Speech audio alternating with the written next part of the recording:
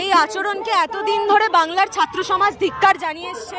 আমরা 14ই আগস্টের রাত ভুলিনি। সেই 14ই আগস্টের রাতের কসম খেয়ে জয়নগরে আমরা ছিলাম। সেই 14ই আগস্টের রাতের কসম খেয়ে আজকে তামান্নার জন্য আমরা এখানে এসেছি। আর এই বাংলার পুলিশ বিগত 11 বছর ধরে যা করে চলেছে সেটাই এখনো করে চলেছে।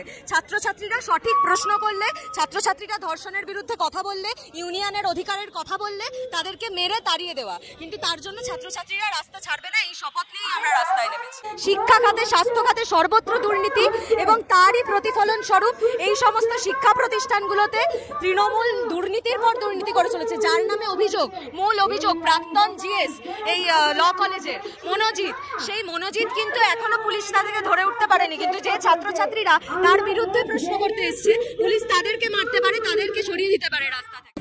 বাংলা হান্টের আরো খবর দেখতে নজর রাখুন। বাংলা খবর মানেই বাংলা হান্ট।